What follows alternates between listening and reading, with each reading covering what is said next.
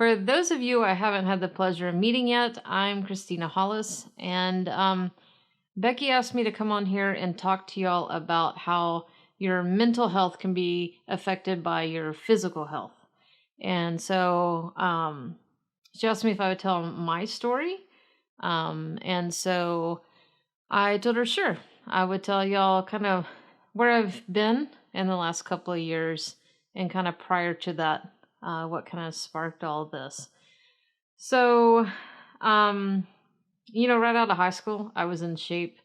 When I was in my 20s, let me rephrase that. When I was in my 20s, I was physically in shape. I wouldn't say that I was mentally in shape by any means of the word.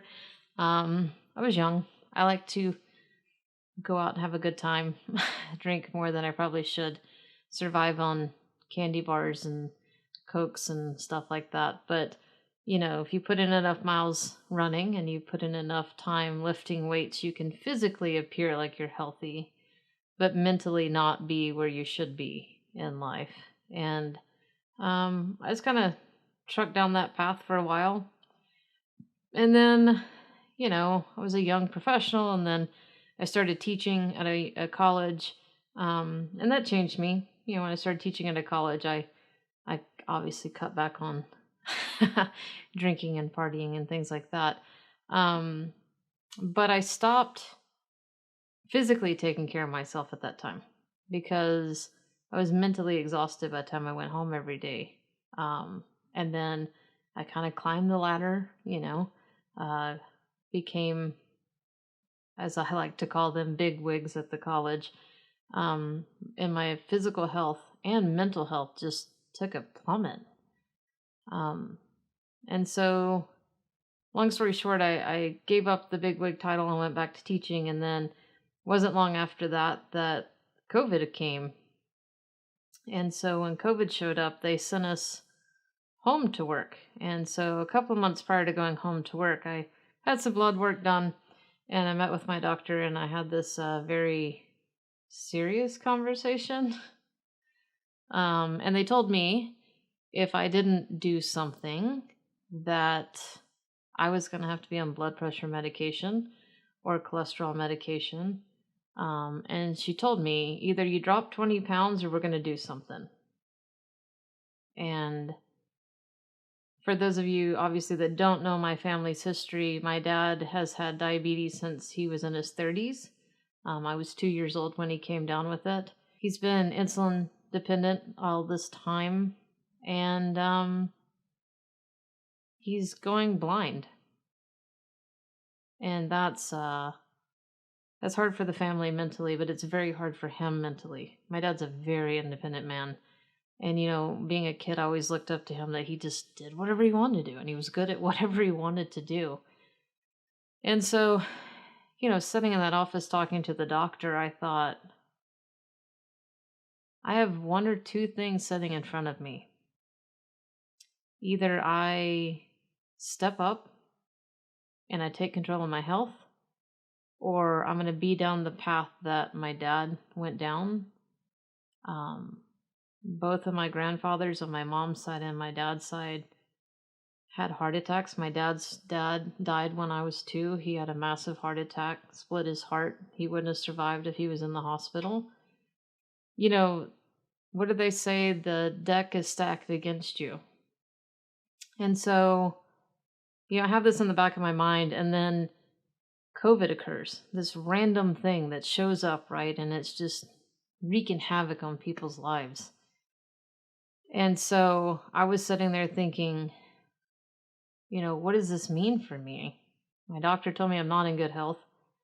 Physically, I'm probably 40, 50 pounds overweight. I'm having foot issues. I can't even walk or stand for a long period of time without having to go to the podiatrist to get shots in my feet. And so I had this spin bike that was out in my garage, and I'd owned it for probably 2 years because I decided, it's one of those things where, I'm going to get in healthy shape, And so when they sent us home, I said to myself, okay, for 30 minutes a day, you're going to keep a promise to yourself. You're going to keep a promise to yourself because you keep promises to everybody else you know. but you never keep promises to yourself. And you're going to keep a promise to yourself that for 30 minutes a day for 1 month, you're going to ride that spin bike. No matter if it kills you or not, we're going to do it. And the first week into it, whew, it was brutal. I was ready to give up. But I told myself, we always give up on ourselves. We always give up on ourselves. But say that person that was supposed to be riding the spin bike was a promise you made to somebody else. Don't give up on that promise. And so I did. I kept at it. Kept at it for a month. And I lost some weight. But that's not the main thing that occurred in that situation. Mentally, it gave me a place to put that frustration and anger of what was going on in the world around me, the things that I had no control over whatsoever. And I could put all that frustration into spinning pedals. Every pedal that I spun, I just kept on keeping at it. And I kept telling myself, we're going to stay in this world as long as we possibly can. We have a family. We have some kids that we need to stay here for. We have a loving partner we need to stay here for. We have parents that we need to be here for. We have students that we need to show up for every day. And so in this time, there was these cyclists, these road cyclists that rode past the house all the time. And so I said, man, if I was younger, that's what I would do. That's how I'd spend my time. I'd be one of those people, dressed in the skin tight suits, in shape, riding up and down the roads. And my partner said to me, why do you have to be younger? Why can't you do that today? And I was like, well, now that you gave me permission, I guess I can't have another excuse. I can't blame it on you that I'm not taking it up. So I bought a bike, and I went from riding the spin bike to riding a bicycle.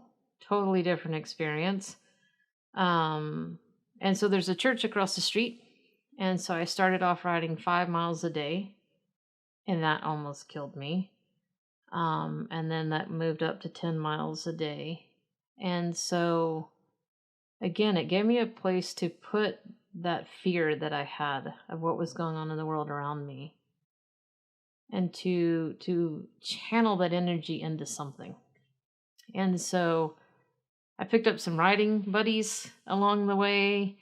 And so we went from 10-mile bike rides that we almost died in the wind from to 20 miles, 30 miles, 50-mile bike rides. And we rode what's called the Tour de Gap, which is always a dream of mine. Had been a dream of mine for years. And we rode it together and came in pretty well. Better than we thought we would in that race. And, I've gotten in shape, or what some people would call in shape. But, physically wise, I think that's great. I think it's great that I'm back to the size I wanted to be, and, I can be physically active in ways that I've always wanted to be. But I think the number one thing that helped me in all of this was understanding, probably for once in my life, I am capable of more than what I thought I was. And mentally, you have to be mentally in a place to understand that, because your body, no matter what shape you're in now, is stronger than you actually think it is. And it can do more than what you think it can actually do. But half the battle is right up here. All of this is what controls your destiny as far as what you want to do. I'm not where I want to be. I have a goal, and it is to ride 100 miles in one day. It's called the Century Ride. It is the coveted ride of all cyclists. To say that you are a cyclist, right? You have to ride 100 miles. But, I think one thing is you get to define what health is for you, mentally and physically. And, there are things that your doctor is going to tell you. If you need to be on medication for depression, then by all means, be on medication for depression. If you need to be on medication for cholesterol, do it. But if there's ways that you can physically move your body or mentally change the way you see things to maybe not have to be on medication, then I would suggest doing that. But the one thing I want to tell you is keep a promise to yourself. Find something. Maybe it's drinking water every day. Maybe it's reading a book. Maybe it's riding a bicycle or running. But I want you to, for 30 days, everybody watching this video, I dare you for 30 days, keep a promise to yourself and see how it will change your life. Show up for you. Because if you don't show up for you, you can't show up for anybody else.